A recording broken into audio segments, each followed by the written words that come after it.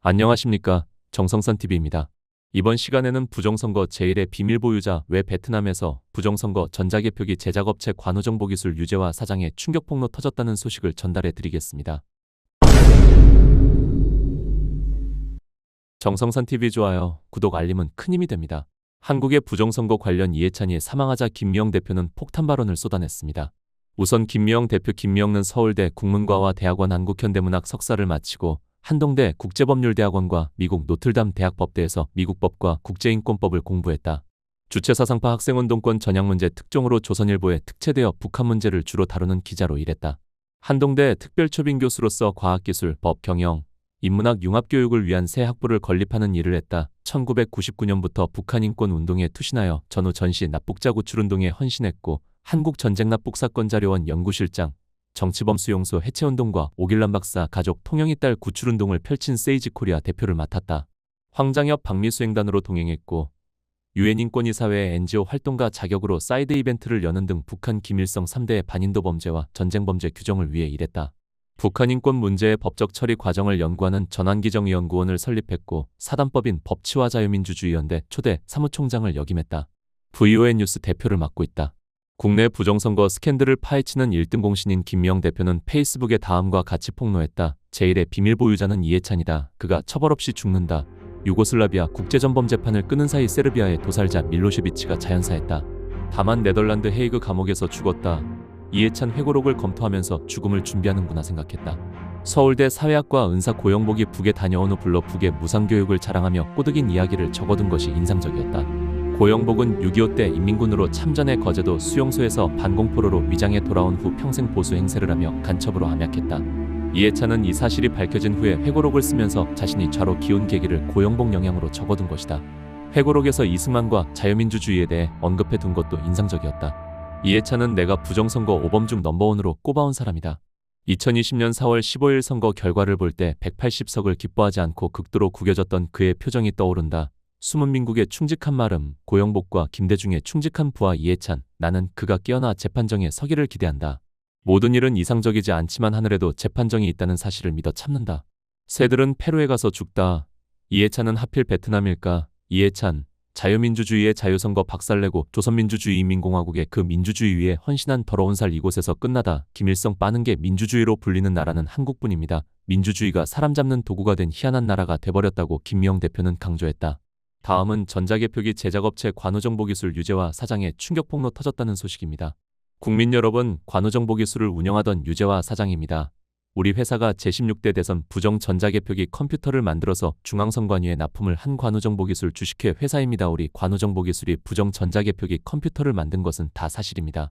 김대중, 신권, 박지원, 이해찬의 주문을 받아서 부정 전자개표기를 만들어 부정선거를 하는데 일조를 하였습니다. 지금은 감옥 속에 수감되어 있지만 죄명은 다른 죄명으로 구속생활을 하고 있습니다. 저는 김대중 정권에게 속았습니다. 저 유재화를 국회 청문회에 불러주시면 국회의원이 있는 가운데 제16대 대선 전자개표기 부정선거의 실체를 국민들에게 모든 전말을 양심적으로 증언하겠습니다. 제16대 대선 전자개표기 부정선거는 엄청난 부정으로 치루어진 부정선거였습니다. 그 핵심 인물들이 바로 김대중, 박지원, 신권, 이해찬이며 이들은 대선 전자개표기를 사용하여 부정선거를 한 것은 다 사실입니다. 저는 제16대 대선 부정선거를 양심적으로 국민들에게 양심선언과 충격폭로를 합니다. 감옥에서 관우정보기술 사장 유재화 올림. 다음은 이와 관련된 소식이다. 지난 2012년 8월 관우정보기술 대표 유재화 씨가 중앙선관위 고위 간부 한두 명과 접촉을 가졌다는 첩보를 입수, 수사 중이다. 서울지검 특수일부 김태희 부장검사는 대선 전자개표기 납품비리와 관련 관우정보기술 대표 유재화 씨가 중앙선관위 고위 간부 한두 명과 접촉을 가졌다는 첩보를 입수, 수사 중이다. 검찰 수사 관계자는 이와 관련 첩보에 한두 명이 언급돼 있는데 선관위 사람들이라며 현재 그 부분을 집중 규명하고 있다고 말했다. 서울고법 형사1부는 대선 전자개표기 사업자 선정 과정에서 업체로부터 금품을 수수한 혐의로 구속 기소된 중앙선관위 전상계장 이남균 씨에 대해 징역 2년 6월에 집행유예 4년, 추징금 4천만 원을 선고했습니다. 또 이 씨에게 금품을 건넨 관우정보기술 대표 유재화 씨는 징역 1년 6월에 집행유예 3년, 류 씨의 공범인 SKCNC 공공영업 3팀 과장 김철균 씨는 징역 1년에 집행유예 2년이 각각 선고됐습니다. 재판부는 판결문에서 우리 사회에서 자신의 직무를 이용한 금품 수수에 대해 엄벌하는 관행이 확립돼 있고 피고인들의 행위는 사회적 비난 가능성이 크다며 다만 각자 업무 영역에서 그간 기여해온 점과 잘못을 뉘우치고 있는 점 등을 감안해 집행유예를 선고한다고 밝혔습니다. 2012년 2월 입찰 당시 기술심사위원이었던 이 씨는 기술심사 과정에서 관우정보 기술이 납품하는 SKCNC에 전자개표기에 높은 점수를 주고 납품과 입찰 과정에서 각종 편의를 제공해준 데 대한 사례금 명목으로 4천만 원을 받은 혐의로 1심에서 징역 2년 6월이 선고됐으며 금품을 건넨 유 씨와 김 씨 등도 모두 실형이 선고됐습니다. 결국 2002년 12월 역사적인 16대 대통령 선거 도둑질의 산실이었던 관우정보 유죄와 사장의 충격 폭로는 부정선거였다는 사실이다. 관우정보의 가장 큰 공로는 이것이다. 16대 대선에서 사용된 투표용지를 시리얼 번호 없이 처리한 것이다. 수표에도 시리얼 번호가 있고 정당에서 당대표를 투표할 때도 시리얼 번호가 있는데 나라의 대통령을 뽑는 투표지에 시리얼 번호가 없다니 시리얼 번호가 없어야 바꿔치기가 가능하기 때문이었다. 시리얼 번호가 없었기 때문에 노무현표 뭉치를 얼마든지 끼워 넣을 수 있었다. 결국 노무현도 부정선거로 당선된 셈이다. 선관위 직원마저 이상하다고 할 정도로 개판 개표 조작을 했는데도 최병렬은 좋아 죽겠다고 했다. 이회창을 떨어뜨리는 대가로 돈을 먹었기 때문이었을까? 아무튼 호남 사람들로 구성된 관우정보가 시리얼 번호가 없는 투표지를 투입하였기 때문에 박지원이 지휘하는 개표 조작범들의 범행을 추측할 수 없게 되었다. 관우정보는 가짜 노무현을 탄생시킨 공로자다. 가짜 대통령 노무현을 탄생시킨 인큐베터였다. 노무현은 관우정보 사원들에게 절을 100번 해도 부족할 만큼 고마운 회사이다. 관우정보가 도망간 장소에 가보았다. 서초구 방배동 가야병원 맞은편 빨간 벽돌 건물 4층 120평 정도 크기의 사무실은 말끔히 치워져 있었고 주위 사람에게 어디로 갔느냐고 물어도 아는 사람이 없다. 전화번호를 돌려도 응답이 없다. 감쪽같이 사라진 것이다. 이런 작은 회사가 대한민국 16대 대통령 선거 조작의 총본부였다니 별것 아닌 회사인 것처럼 위장하여 나라의 운명을 뒤바꾸놓고 사장만 구속했다가 풀어준 천인공노할 공범자들. 너무나 분해서 복통이 터질 지경이었다. 결국 김대중, 이해찬, 박지원, 신권 이런 자들이 대한민국의 부정선거의 핵심 인물들이었다.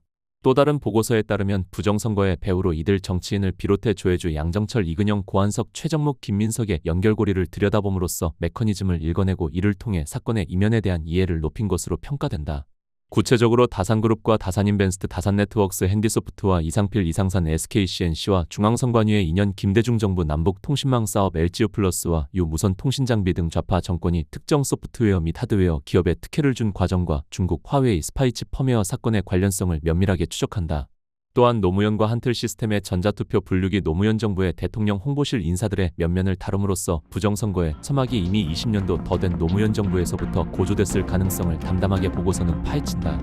한국 대선의 전자개표 시스템이 처음 도입된 때는 2002년이다. 관우정보통신과 SKCNC는 시스템을 구축 운영했고 한틀 시스템은 전자개표기를 납품했다. 이듬해 SKCNC 한틀 시스템 관우정보통신은 선관위의 뇌물수수 혐의로 기소돼 법적 제재를 받았다. 전자개표기의 기한을 올린 조혜주 당시 중앙선관위 전산과장은 기소되지 않았고 노무현 정부로부터 홍조근 조은장을 받았다. 조혜주는 문재인 대선 캠프에 합류한 뒤 중앙선관위 상임위원으로 영전했다.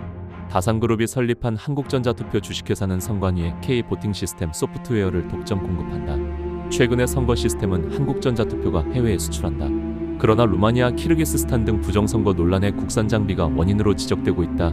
앞서 미루 시스템이 납품한 전자개표기는 콩고 선거 부정에 화근이 되면서 콩고 정부가 한국 정부에 강력 항의하는 사태가 벌어지기도 했다. 다음 시간에 뵙겠습니다. 멸공.